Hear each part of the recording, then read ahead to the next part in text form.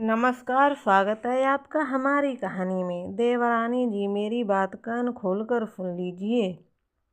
ये जो आपने 3-3 बेटियां पैदा करके रखी हैं, इनका खर्चा मैं किसी भी हाल में नहीं उठाने वाली। देवर जी तो चल बसे, लेकिन मेरे सिर पर 3-3 पनौतियां छोड़कर चले गए। अब इनका खर्चा उठाना मेरे बस की बात नहीं है।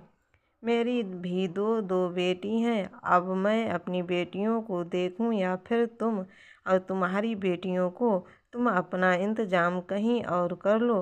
भाभी की बातें सुनकर रागिनी को बहुत बुरा लग रहा था। उसने कहा, भाभी ऐसा क्या किया है मैंने जो आप मुझे इस घर से निकल जाने के लिए कह रही हैं? मैं अपनी बच्चियों को लेकर कहाँ जाऊंगी? भाभी, आप अच्छी तरह से जानती हैं कि इस घर के अलावा मेरे पास रहने के लिए कोई जगह नहीं है। मैं अपने मायके में भी नहीं जा सकती। वहाँ तो अनुराधा भाभी पहले से ही परेशान हैं और मम्मी की भी तबीयत खराब रहती है। रागिनी की जेठानी पूर्णिमा ने अपनी आवाज़ को ऊंचा करते हुए कहा, रागिनी, मैंने तुम्हारा और तुम्हारी बच्चियों का कोई ठेका नहीं ले रखा है। तभी दोनों की सासू माँ अनामिका जी आईं। छोटी बहू, बड़ी बहू, तुम दोनों ये क्या लगा रखे हो? अभी मेरे बेटे को मरे हुए 10 दिन भी नहीं हुए और तुम लोगों ने घर में कलह मचा रखी है। तुम दोनों के अंदर थोड़ी सी भी शर्म हया है या नहीं? तभी रागिनी बोली, माँ जी, मैंने कुछ भी नहीं कहा है। भाभी मुझे इस घर से निकल जाने के लिए कह रही हैं। अब आप ही बताइए माँ जी, मैं अपनी बच्चियों को लेकर कहाँ जाऊंगी?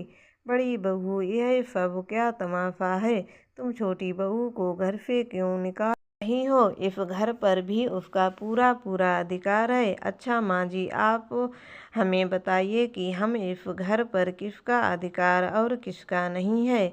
मैं तो माँ जी, आप भी मेरी बात कान खोल कर सुन लीजिए। अब इस घर में मेरे पति के अलावा कमाने वाला कोई नहीं है और मैं अपने पति की कमाई को ऐसे गैरों पर नहीं उड़ा सकती। बड़ी बहू, हम कौन सा गैर हैं? हम तो तुम्हारे अपने ही हैं। माँ जी, मेरा कोई अपना नहीं है। मेरे अपने तो सिर्फ मेरे पति और मेरे बच्चे हैं। सासू माँ और देवरानी जी, मेरी बात कान खोल कर सुन लीजिए। अब मैं जैसा कहूँगी आप दोनों को वैसा ही करना पड़ेगा। जेठानी जी की मेरी बात सुनिए। मेरे पति ने 1 लाख रुपए दिए थे और जेठ जी ने वह रुपए मुझे अभी तक लौटाए नहीं। रागिनी, तू तो बहुत ही चालाक हो गई। तेरे पति को जो क्रियाक्रम में पैसे लगे थे, वह किसने लगाए थे? तेरा बाप देकर गया था क्या? आई बड़ी 1 लाख रुपए वाली। बड़ी बहू, ये कैसी बातें कर रही हो?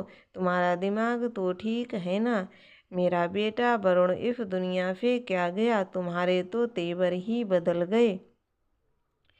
सासू माँ, आप जो भी सुन रही हैं एकदम सही सुन रही हैं।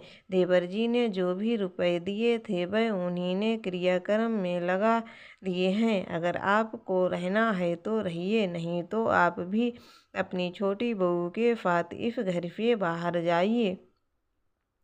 पूर्णिमा के इस तरह के तेवर देखकर उसकी सासू माँ यानी कि अनामिका जी दंग रह गईं। उन्होंने तो कभी सपने में भी नहीं सोचा था कि उनको अपनी बड़ी बहू ये देखने को मिलेगा। अभी तक सारी जमीन जायदाद घर सब कुछ अनामिका जी के नाम पर था। इसीलिए अनामिका जी ये सोच लिया कि वह अपनी सारी प्रॉपर्टी के 3 हिस्से करेगी और घर का बंटवारा उन्होंने नहीं किया है। घर अभी तक पूरा का पूरा उनके नाम पर है, लेकिन जमीन 3 भागों में बट गई है। घर का सारा काम रागिनी अकेले किया करती थी और पूर्णिमा आराम से बैठी रहती थी। वह जेठानी होने का बहुत अच्छे से फायदा उठा रही थी। एकदम महारानियों वाली जिंदगी जी रही थी। अनामिका जी कभी कभी अपनी छोटी बहू की मदद कर दिया करती थीं, जितना उनसे हो पाता था।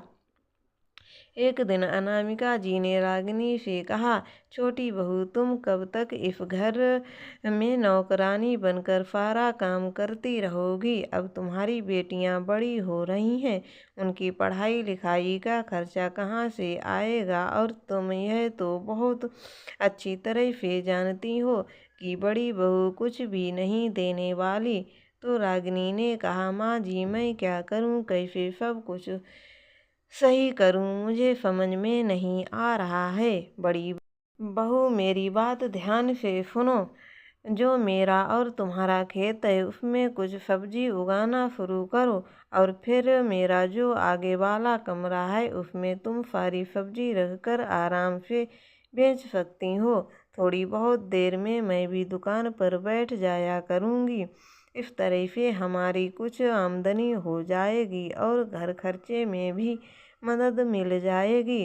रागिनी को अपनी सासू माँ की बात बिल्कुल सही लगी, लेकिन रागिनी फिर सोचने लगी कि उसको सब्जी उगाना तो आता ही नहीं है, फिर वह कैसे करेगी? तो अनामिका जी ने बताया, बहू, आजकल यूट्यूब पर सब कुछ मिल जाता है, वहाँ से देख लो सब्जी कैसे उगाते हैं और उनकी देखभाल कैसे करते हैं, कौन से सीजन में कौन सी सब्जी उगानी चाहिए, सब कुछ तुम्हें पता चल जाएगा। रागिनी की जेठानी अपनी सासू माँ की सारी बातें सुन रही थी। वह मन ही मन सोच रही थी, ऐसा कैसे हो सकता है? मैं रागिनी के खेतों की सब्जियाँ बर्बाद कर दूंगी, फिर वह क्या करेगी? रागिनी ने कई बार अपने खेतों में सब्जियां उगाने की कोशिश की, लेकिन उसकी जेठानी बार बार सब कुछ बर्बाद कर देती थी। वह कुछ ना कुछ ऐसा कर देती जिसकी वजह से रागिनी की सारी फसल चली जाती थी। फायदा होने की बजाय रागिनी का नुकसान होता जाता था। एक दिन रागिनी को जेठानी मार्केट जा रही थी, तभी उसका एक्सीडेंट हो गया और पैर टूट गया, जिसकी वजह से वह घर में बैठ गईं, कहीं भी नहीं जा पाती थीं। रागिनी को इस बात का बहुत ही दुख था कि उसकी जेठानी का पैर टूट गया है। ऐसे भी घर का सारा काम तो रागिनी ही करती थी। इस बार रागिनी ने अपनी सब्जियों की फसल में टमाटर और मटर लगाए हुए थे। दोनों ही फसल बहुत अच्छी तरह से हुई थी। रागिनी ने दोनों सब्जियां पहले लगा दी थीं, इसीलिए उसके मटर और टमाटर बहुत अच्छे रेट में बिक जाया करते थे। अब उसकी जेठानी मन ही मन भगवान को कोस रही थी कि हे भगवान, तुमने ये मेरे साथ क्या कर दिया है, और उसका मेरा पैर तोड़ दिया है और उसका मुनाफा पर मुनाफा करवाए जा रहे हो।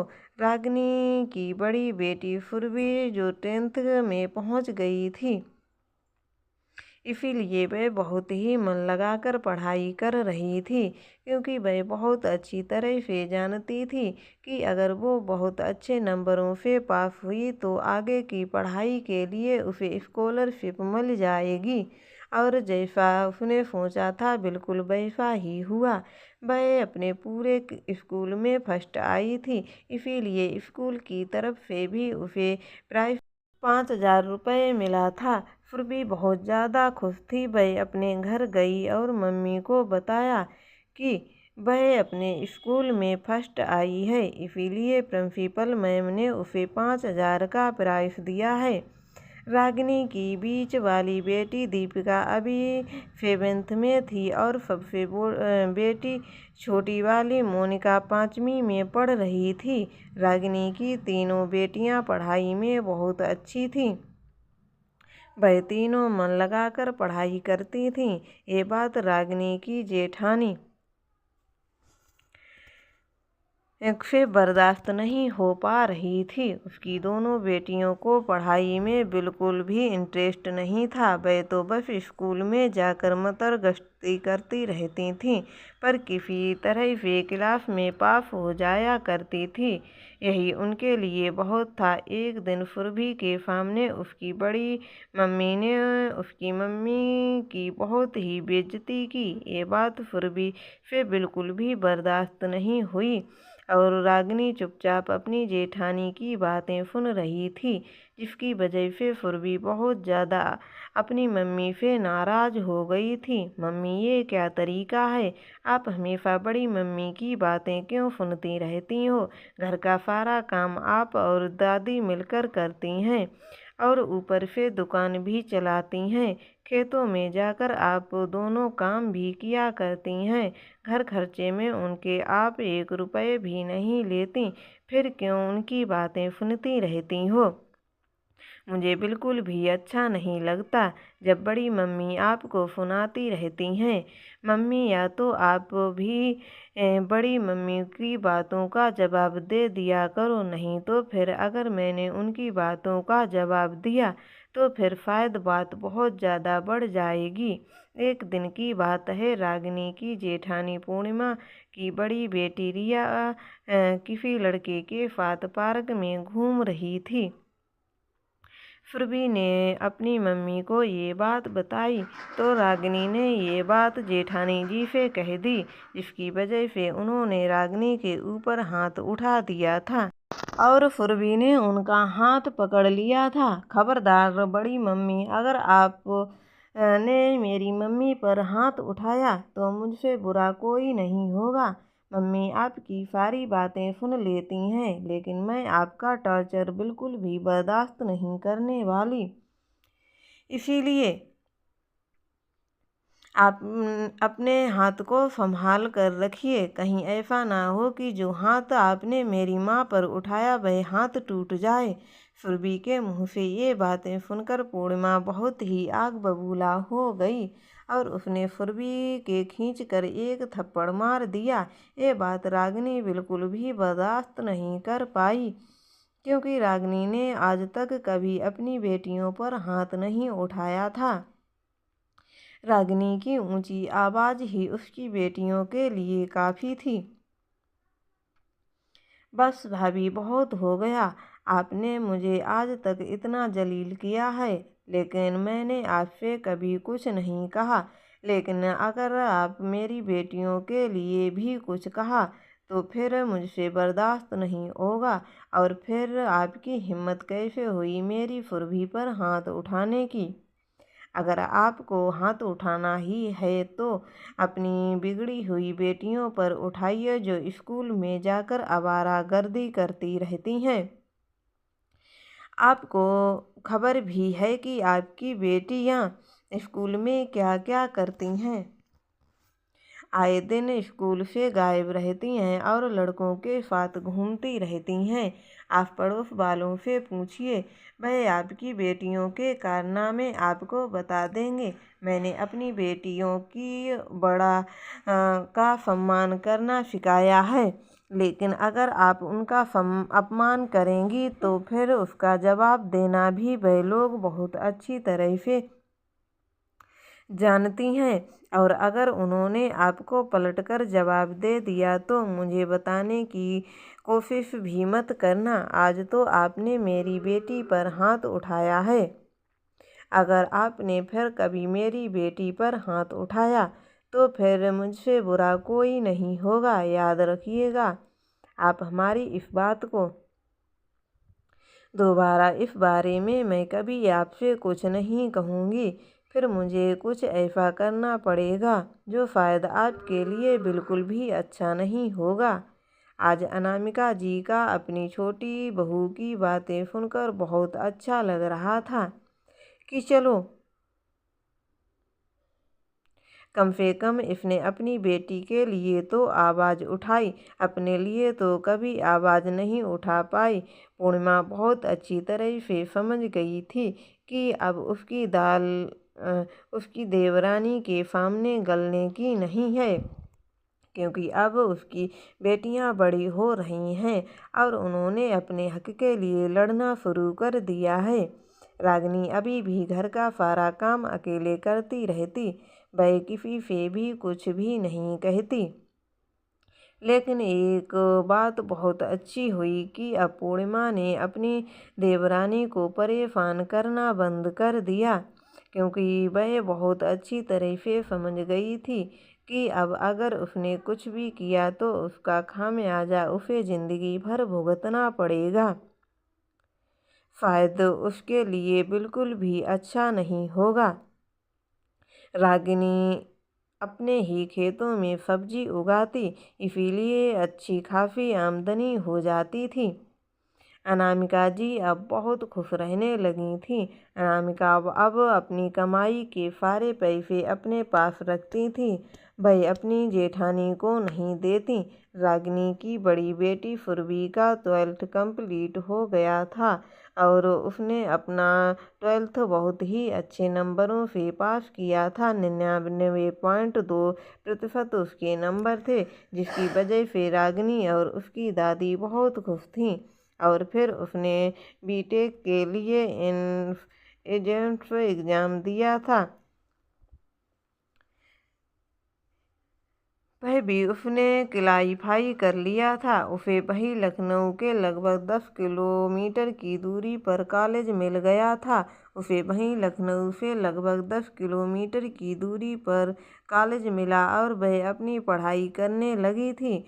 सुरभि को बीटेक करते हुए 2 साल कंप्लीट हो गए थे और इधर दीपिका का भी 12th कंप्लीट हो गया था। वह बीए के साथ साथ अपनी सिविल की प्रिपरेशन करने लगी थी, क्योंकि वह सिविल सर्विस में जाना चाहती थी। दीपिका भी बहुत मन लगाकर पढ़ाई भी हमेशा बहुत ही अच्छे नंबरों से पास होती थी। सब कुछ बहुत से जा रहा था। एक दिन अचानक अनामिका जी की तबीयत बहुत ज़्यादा खराब हो गई। उन्हें अस्पताल में भर्ती करना पड़ा। रागिनी के मायके से उसके भैया भाभी भी अनामिका जी को अस्पताल में देखने आए थे। उनसे थोड़ी बहुत जो रुपए पैसे की मदद हो पाई उन्होंने की। लगभग 1 हफ्ते अस्पताल में रहने के बाद अनामिका जी ठीक होकर घर वापस आ गईं। इस हफ्ते में अनामिका जी के ऊपर अच्छा खासा पैसा लग गया था। पूर्णिमा ने अनामिका जी के इलाज में पैसे देने से साफ मना कर दिया था, इसीलिए रागिनी ने अपने किसी जानने वाले से रुपए उधार लिए और धीरे धीरे करके 6 महीने में उनके रुपए अदा कर दिए। यही ज़िंदगी है और यही हमारी इस ज़िंदगी में उतार और चढ़ाव तो आते ही रहते हैं। वह रागिनी के साथ हो रहा था, कभी खुशी तो कभी गम, इसी तरह से जिंदगी कट रही थी। और सुरभि का बीटेक कंप्लीट हो गया और उसे लखनऊ की एक बहुत बड़ी अच्छी कंपनी में नौकरी मिल गई। जब सुरभि ने अपनी माँ रागिनी को बताया कि उसकी नौकरी लग गई है, तो रागिनी की खुशियों का ठिकाना नहीं रहा। रागिनी ने अपनी सासू माँ को बताया कि सुरभि की बहुत अच्छी कंपनी में नौकरी लग गई है। ये जानकर दादी माँ बहुत खुश हो गईं। आज अनामिका जी और रागिनी मन ही मन भगवान को धन्यवाद कह रही थीं। आखिरकार उनकी मेहनत का पहला फल उनके सामने था, जो बहुत ही सुखदायक था। तो दोस्तों, आपको हमारी कहानी कैसी लगी हमें कमेंट में ज़रूर बताएं एवं हमारे चैनल को सब्सक्राइब ज़रूर करें। धन्यवाद।